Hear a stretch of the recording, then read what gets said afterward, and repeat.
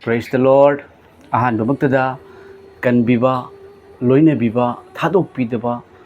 Emmanuel miyoiba aikoigidamagta aikoigi pap kokpinabagidamagta paptagi phattabadagi kanbinabagidamagta amasung aikoibu lomba naidaba heaven da swarga leibakta thambinabagidamagta taibang panbada lakpiduna Calvary cross da masagi chai kuntraga humdoi makai surakpa matamda pang tinghanduna mayam awaba khangduna chaina lauduna aikoigi anabagidamagtasu mahaki hakchang da dakpham naina chaina lauduna siduna phumduna amasung hingatuna numini funi leibiram laga taibang panbada numini funi leibiram laga changna sargada kaduna leishembe mapugi yethangma nakanda famduna thajaruba aikoibu haija aikoigi damakta haija biriba thajadriba singbu kanbirage haiduna khut ani tingthoktuna leibiriba ngaibiriba kanbibagi mapu Jesus Christ ki semthoireba minglenda yengbiriba adom pumnamakpu dayanan laishram nei kai khomnajari loina nei gi thamoi dagi nungsiba masung kai khomnaba uchari mayam adom nada yektabo oibiu tekta kaidabo oibiu adom Jesus Christ bu thajabo oibiram bayai thajadribo oibiram bayai thajabiu Jesus Christ bu adom singi damakta haijari maramdi Jesus Christ na pumnamak punungsi Jesus Christ gi mafamda jati bijati khaidokte aigi magi khaide maramdi Jesus na Calvary gi cross ta shikibado nang amasung aibu aikoi pumnamak pu kanbinabagi damaktani kanbiram labani mayam pap kokpiduna hingatkre aibu thajau mangdaduna lomba naidaba hingba punsi pinabige haiduna ngaibiriba ipa ishwarni thagachari amen mayam dangasi karigumba kharadang phungdok sarake mayam aigi ningna sangda aikoigi mamangda aina mayam kanagumba aikoigi makok nungaitabi indosa amagi yumda aikoina mateng pangjarubado hairiba indosa adugi magi manau nupi gi macha mayam chahi tara sure mahagasi tonganba mayam na taunaba mo nataba tonganba mataw ama mangonda adi taurakpa urakpa mayam ga mimanadabagi mawong ama urakpadagi mayam magi mapa amasung magi mama loinana aikoina mateng pangjakibi aikoigi makok khara nungaitabi indosa magi mapuroibasu lakpirame prayer tawbiu haiduna mayam aina prayer tawjakibani Jesus Christ ipana punamak pu fahan bi pami haiduna mayam aina prayer tawjabani ipagi sanglenda madu mayam da yenganjarake maramdi thajarba domna hairiba inawado loinana indosa magi damakta domgi prayer da ngasigi prayer da ningsing bi mayam aina haijuribasi koigi pumnamaktani Jesus Christ bu thajaba pumnamakta haijabani adumda yengbiba taragadi soidana haijabiu aikoi mayam gi haijabada pangal yamna kalle mayam ahanbada kenose aina prayer tawjakiba noyam nungshiba mayam aidi kana sunachade adubu ipagi nungshibodo thamoida thamjaraga ina prayer tawjabani maramdi holy bible dagi shogi wahai amaka pathokserake holy bible na takpiri mayam Johan gi padub amagi pada taraga nithoi degi taraga humdoi adubu mahak pu lawsillaba mekoi pomnamakta haibadi mahak ki mingda thajaba mekoida ishwar gi macha sing oyenaba matik pibire mekoi asi I degisu hakchangi ningbadagisu miyoibagi ningbadagisu pokhiba nati adubu ishwar dagi pokhibani amen Jesus Christ bu lawsillaba mahak ado laishembe mapugi machanupi oire mekoi se I degisu hakchangi ningbadagisu miyoibagi ningbadagisu pokhiba nati adubu ishwar laishembe mapudagi pokhibani haibadi taibang panbagi miyoibana pokpa machanate masidi thawai sengbana ohenbiba ipa ishwar gai khogagi tatnakraba marido ibungo Jesus Christ na shibibagi mapal namasu hingatpagi maramna thajaraba singse tatnakraba mari samjanna hanbiduna ishwar gi machanupi ohenbibani Praise the Lord. Thagachari aina cannot prayer tawjaki ba matek tu yengbiu masigi matung dai kharadang phungdok sarake. Praise the Lord. Ini subsigat phambiro. Pham. Masada pham kem taro no. Kakana ne. Oh, kakana ne. Nang pham taro nangi haije duini ko. Kakana ishona nangbu yam nusi Biswajit magi chahi kya sureba? Tara sure ko. Tara kitang hele. From Sigo. Now, Misalo. Thagachari Paishor, Sargamalem Tabangpan Sembiba, Equimunung Sibiba Paishor, Abraham gi, Isaac, Yakub ki, Israel Gishor, Miyabu Sembirak Paipan Haputagachari, Nasigi, Pazaban of Majung Numidasida, Ipana, Equigi Ozagi, Equigi Ine Amasung, Inao Bisajitu, Mafamasida Pubirak Pugida Maktagachari. इपा नहाक की अहिंग बवाही ना हाय मदुदी प्रभु जीसु की हकचांग ताब दाखफमना नखोई नाब फहन बिरे नखोई नाब फहन बिरे हाइरिबा इपा की वाही असी इनाव बिश्वजित की मथकता रिलीज तौजरी पा इनाव की मथकता पोलुम लेरंबा फत्तबगी पांगल अथेमबगी पांगल पुनमक मिकुप सिदगी नाजरत की प्रभु जीसु की मिंग न थोपो ओइरसे प्रभु जीसु की मिंगदगी इनाव बिश्वजित की मसाद पुलंबा पलंबा श्राप फत्तबगी पांगल पुनमक थोखिबो ओइसनो मसिदगी इपा ईश्वर नाहक की सेंथोइरब खुदना इनाव की मथकता थंबिउ इपा मसिदगी इनाव असि मिथोय मिहेन ओइबा इपा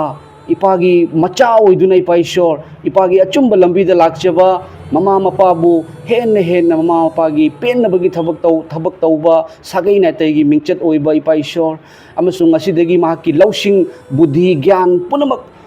सर्गदगी इपागी थौजाल पुनमक इनाव सिगी मथकता हिथबिबो ओइरसनो प्रभु जीसु की मिंगलेना चोक्थरब वारब पोलुम पुब पुनमक एंगोंद लाउ अइना नखोइबु पोथा हनबिरे हाइरिबा इपागी पांगलदो मसिदगी नाव बिश्वजित की मथकता हिथजरी प्रभु जीसु इपागी मिंगना मसिगी नोंमाइजिंग नुमित असिदा इपागी मतिक मंगालना इनाव की मथकता इनाव की पुंसिदा मरांग काइबा बोर ब्लेसिंग हाइथबियो प्रभु जीसु इपागी मिंगदा खुरमजरिबनी आमेन हालेलुया इने थागचरी इपा ईश्वर इपादी कनबीबगी मपुनी प्रभु ईश्वर इपा नहाकना वारब पोलुम पुरब चोक्थरब पुनमक इपा नहाकना कौरी अखोइगी इने पद्मा महाकी मथकता करिगुंबा फत्तबगी पांगल अथेमबगी पांगल करिगुंबा फत्तबा हाइरिबदुना वाहनबा नाहनबा मयुम मकैदा नुंगाइना नुंगसिना लेजगदब ईश्वरना सेंबिबा मियोइबबु वाहनबगी पांगल लेरंबा तारगदी ngasiदगी नाजरत की प्रभु जीसु की मिंगना प्रभु जीसु की इना पलंब श्राप पुनमक जीसु की मिंगना थुगाइरबनी प्रभु जीसु न फत्तबगी पांगल पुनमक लौथोबनी प्रभु जीसु न ngasiदगी अखोगी इने इतेमा पद्मागी माकी पुंसिदा मरांग काइबा इंथबा मरांग काइबा थौजाल नाजरत की प्रभु जीसु की इना फत्तबा पुनमक चामथोकपिबो ओइरसनो प्रभु जीसु की मिंगदा फत्तबगी पांगल पुनमक क्रॉस थुगाइजरी in the name of Christ प्रभु जीसु की मिंगलेना पलंबा पांगल पुनमक थोकिबो ओइरसनो आमेन आमेन थोकिबो ओइरसनो को अदुगा इनाव अदुगा ईश्वर इनाव बिश्वजित मागी मसादसु इपा मागी पारी पुरीगी मतमदगी ओरंबा करिगुंबा श्राप लेरंबा तारगदी अपनबा लेरंबा तारगदी ngasiदगी प्रभु जीसु इपागी मिंगलेना नाजरत की प्रभु जीसु की हकचांग ताखिबा दाखमना पलंबा फत्तबा यलंबगी पांगल पुनमक थोकिबो ओरसन पुनमक थोकिबो ओरसन इपा नचाना प्रेयर तौजरी फत्तबगी पांगल पुनमक नाजरत की प्रभु जीसु की मिंगदा थोकिबो ओरसनु फत्तबगी पांगल पुनमक पुइना थुगाइरी प्रभु जीसु की मिंग आमेन आमेन आमेन इने दसु हाइजगे को थागचरी इपा ईश्वर इपाना पुनमक पुनुंगसी इने असिगी दमक्तसु हाइजरी इने की मसादसु अनाबा एकपा लेरंबा लाकदोबा फत्तबगी पांगल लेरमगसु नाजरत की प्रभु जीसु की मिंगना फत्तबगी पांगल पुनमक थुगाई की बोइसनु पुनमक लौथोक पिबोसनु थावाय सेंबगी पांगलदगी इपा इमुंग से इपागी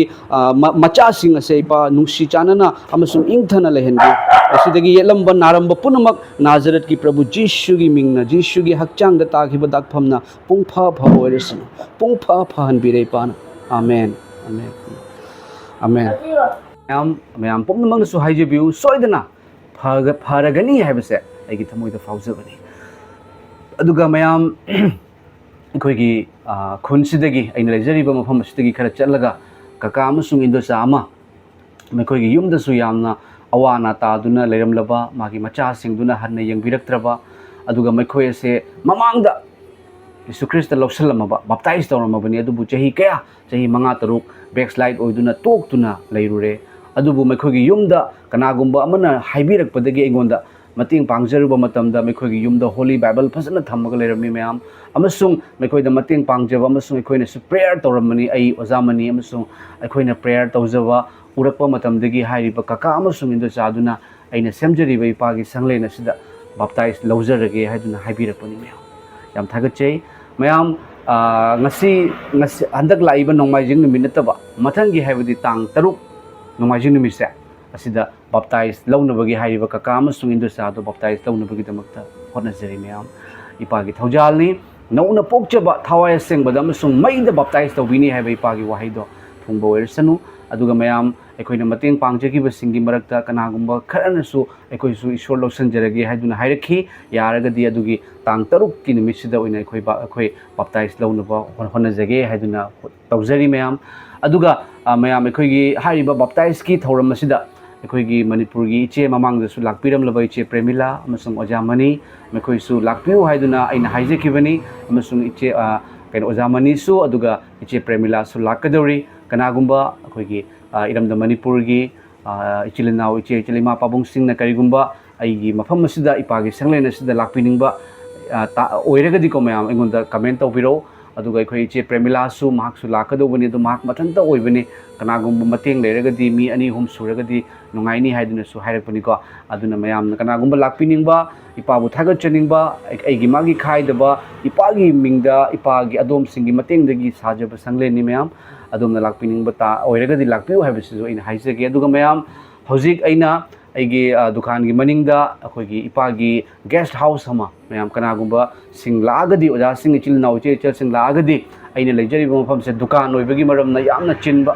मयाम अदुगा तीन ngaktasu oibani yamasu sai ko mayam aduna maning da tapthage haiduna akoi ber kha laga uchuk jungna ber kha laga mayam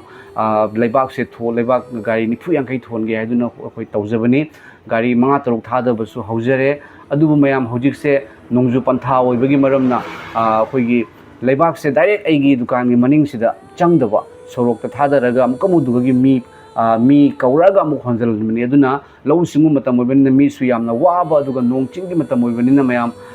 leibak to puraga thamme aduga nong chusanbagi maramna phone ba yadabagi khara mayok nei maram aduna hojik eikhoina khanjabase leibak nubak thon ba guest house sabase mayam nongju pantha loiraga oina semjerage ipagi thojaldagi haina khanje adu hojikki oina mayam अखोइगी इपागी संगलेन से ma'am तीन ngaktasu oibani yamna saba manung siga changbang matamda bangbang sagat pako ma'am aduna अखोइगी AC board hapnabagi damakta mathak sida अखोइगी un amuk u chatlaga AC board hapnabagi damakta अखोइ honajari ngasidagi thabak suba hore ma'am mystery kauraktana AC board pa leisu leijare u tawraga aduga अखोइगी एगी दुकान सिदा ma'am room अहुम लेबनी अदो room सिंग दिसिदासु अखोइगी AC board तो मथक्तगी नुंसागी मैसादो फनबगी दमक्ता हापनबगी हाइन होनजरी अदुगी फमुंगसु ma'am लागा तुमनबगी अदुगी फी यानबगी न चिंग लैनबगी दमक्तासु होनजबनी मसिगी मसिदासु मैमना prayer तौबिउ ईश्वरदा हाइजबी ma'am इपागी थौरांगनी अखोइ पुनमक अमत ओइरगा इपागे चुम्बदु मैमना खंगनबगी दमक्ता होनजबनी ma'am मसे अइना फबदगी अइना हाइसिंगबदगी नचदे क्वाइदगी तोनबा यीशु Christ हातोकपिगनु आइना हाइजरंबा मिसकनी अदुबु इपाना थांगतपिबसे इपागी इपान तौहनबिबा थौगलसिदि ma'am अथोइबनी अमसुंग मसिदा अखोइना होनजरिबसिदा ma'am कनागुंबा ओजा सिंग इचिलनाउ सिंगना ममांगदसु हाइबिरेमी ओजा करिगुंबा मतेंग पांगनबगी ओइरगदि सोइदना हाइबिरौ हाइदुनसु हाइबिखिबनी कनागुंबा सिंगना इपागी संगलेनगी मथक्ता कइनो अखोइगी AC बोर्ड हाबा अदुगी फमुंग नुमुंग लैबा मैम लागा तुमनबगी गेस्ट हाउस की दमक्ता होनजरिबसे असिदा अदोमना करिगुंबा मतेंग पांगपिनिंगबा लेरगसु यीशु ख्रिस्टगी मिंगदा पांगबिरमु हाइबसिसु अइना इचिलनाउ इचे इमा पाबुंग अमोइना हाइजरी थागचरी मैम अदुगा अरोइबदा ख्वाइदगी मरुइबा अमखक्तंग हाइजरके मैम हौजिकी मतम से तैबंग पानबगी अरोइबा मतम हाइबदो ओइरक्ले तैबंग पानबगी अरोइबा मतम वर्ल्ड वार 3 की महोंग से अखोइना उरबनी इजराइल अमसुंग ईरान की मरक्ता तमथीबा लान हौरी अदुगा मसिदा अमेरिका यावसलकपा अदुगा साउथ कोरिया चाइना नचिंबा तोंगानबा लेबाक कया इन्वॉल्व तौरकपसिना यामना तमथीनिंगाय ओइबा किनिंगाय अम ओइरे मैम अमसुंग वर्ल्ड वार 3 ओइबा तारगदि तैबंग मालेम से करी ओइगदगी हाइबदो तंबा ngamdana लेरे मैम अदो यीशु ख्रिस्टना हाइबिरिंबा वाहै ngakतनी मरमबदुना अदोम यीशु ख्रिस्टबु थाजब ओइबा तारगदि यीशु ख्रिस्टगी वाहै इंदुना चटपिउ यीशु ख्रिस्टगी तुंगिनबिउ खन्नबा चैनबा नते नुंसिबा यीशु ख्रिस्टगिनी नुंसिबदा चंगबिउ अदुगा अदोम यीशु ख्रिस्टबु थाजद्रिबो ओइबिबा तारगदि यीशु ख्रिस्ट हाइबा मपुसे कनानो हाइबसे अमुक्तंग होली बाइबल दगी थिबिउ हाइदुना निंगसिंगजे प्रेज द लॉर्ड मैम पाइशोरगी संगलेनगी मनिंगदा मैम गेस्ट हाउस अमा गेस्ट ओजा सिंग इचिलनाउ इचेचल सिंग लाकपसिंग लैनबगी दमक्ता मैम सेमनबा होनजरी यंगबी मैम से तुरेन की हेक मनाक्ता लैजबा अखोइगी लमनी ꯑꯗꯣ ꯃꯌꯥꯝ ꯑꯁꯤꯗ ꯑꯩꯈꯣꯏꯒꯤ ꯑꯣꯖꯥꯁꯤꯡ ꯏꯆꯦ ꯏꯆꯜ ꯏꯃꯥ ꯄꯥꯕꯨꯡꯁꯤꯡ ꯀꯌꯥ ꯃꯃꯥꯡꯗꯁꯨ ꯂꯥꯛꯄꯤꯔꯝꯃꯦ ꯑꯃꯁꯨꯡ ꯃꯇꯨꯡꯗꯁꯨ ꯂꯥꯛꯀꯗꯧꯔꯤ ꯃꯌꯥꯝ ꯑꯗꯨꯗ ꯑꯩꯈꯣꯏꯒꯤ ꯂꯦꯛꯐꯝꯁꯦ ꯂꯩꯇꯕꯒꯤ ꯃꯔꯝꯅ ꯈꯔ ꯄ꯭ꯔꯣꯕ꯭ꯂꯦꯝ ꯑꯣꯏꯕꯅꯤ ꯑꯗꯣ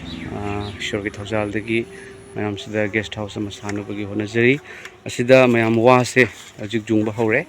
ꯋꯥꯁꯦ ꯖꯨꯡꯉꯒ ꯑꯩꯈꯣꯏꯒꯤ ꯂꯩꯕꯥꯛꯁꯦ ꯃꯌꯥꯝ ꯈꯔ ꯀꯩꯅꯣ ꯇꯧꯅꯀꯣ ꯃꯌꯥꯝ ꯌꯦꯡꯕꯤꯌꯨꯁꯦ ꯑꯩꯒꯤ ꯗꯨꯀꯥꯟꯒꯤ ꯃꯅꯤꯡꯗꯨꯅꯤ ꯕꯦꯛ ꯁꯥꯏꯠꯇꯣ ꯑꯗꯨꯅ ꯑꯁꯤꯒꯤ ꯂꯦꯚꯦꯜꯗ ꯂꯩꯕꯥꯛꯁꯦ ꯊꯣꯛꯂꯛꯀꯦ ꯍꯥꯏꯅ ꯃꯌꯥꯝꯁꯦ ꯋꯥꯁꯦ ꯖꯨꯡꯍꯟꯕ ꯍꯧꯔꯦ ꯑꯩꯈꯣꯏ ꯁꯨꯅꯥꯏ ꯇꯨꯔꯦꯜꯒꯤ ꯍꯦꯛ ꯃꯅꯥꯛꯇꯅꯤ ꯃꯌꯥꯝ ꯚ꯭ꯌꯨꯁꯨ ꯌꯥꯝ ꯐꯖꯕꯅꯤ ꯌꯦꯡꯕꯤꯌꯨꯁꯦ ꯑꯁꯤ ꯐꯥꯎꯕ ꯑꯁꯤꯗꯒꯤꯅ ꯑꯁꯤ ꯐꯥꯎꯕ ꯂꯥꯛꯄ ꯇꯥꯔꯒꯗꯤ ꯃꯌꯥꯝ ꯍꯥꯏꯐꯦꯠ ꯆꯥꯎꯔꯅꯤ ꯌꯩꯁꯟꯒꯗꯕꯁꯨ ꯋꯥꯠꯂꯤ ꯐꯖꯅ ꯌꯩꯁꯜꯂꯒ ꯃꯌꯥꯝ ꯑꯃꯨꯛ ꯇꯥꯔꯅ ꯑꯆꯧꯕ ꯇꯥꯔ ꯇꯧꯔꯒ ꯄꯨꯜꯂꯒ ꯁꯤꯗ ꯂꯩꯕꯥꯛ ꯊꯥꯗꯒꯗꯧꯕꯅꯤ ꯍꯥꯏꯐꯦꯠ ꯆꯥꯎꯕ ꯔꯨꯝ ꯑꯣꯏꯔꯅꯤ ꯁꯤꯅꯤ ꯃꯌꯥꯝ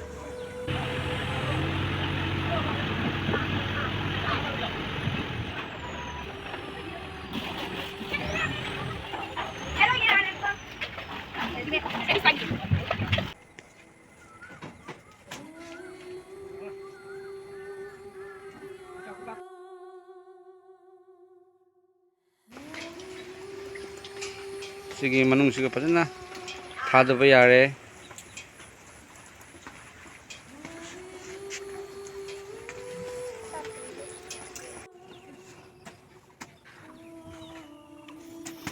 ꯂꯩꯕꯥꯛꯁꯦ ꯍꯨꯟꯖꯤꯜꯂꯤ ꯃꯌꯥꯝ ꯍꯨꯟꯖꯤꯜꯍꯜꯂꯤ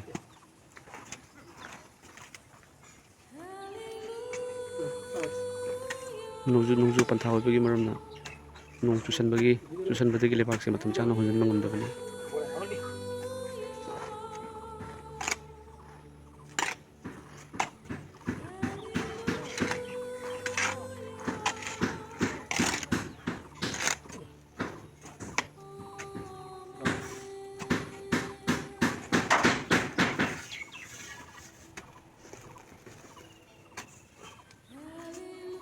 ꯃꯌꯥꯝ ꯂꯩꯕꯥꯛꯁꯦ ꯊꯣꯟꯕ ꯍꯧꯒꯠꯂꯦ ꯃꯌꯥꯝ ꯂꯩꯕꯥꯛꯁꯦ ꯊꯥꯗꯕ ꯍꯧꯒꯠꯂꯦ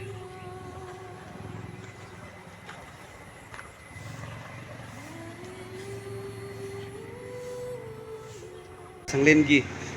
ꯃꯊꯛꯇ ꯃꯅꯨꯡꯒꯤ ꯃꯊꯛꯇ ꯍꯥꯞꯅꯕꯒꯤꯗꯃꯛꯇ ꯁꯤ AC ꯕꯣꯔꯗꯅꯤ ꯃꯌꯥꯝ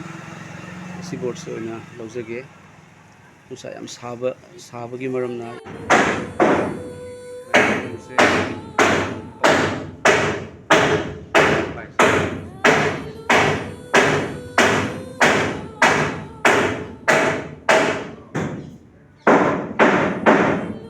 AC बोर्ड से लाख रहे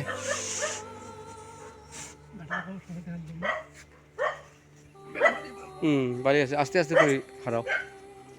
लाए AC बोर्ड से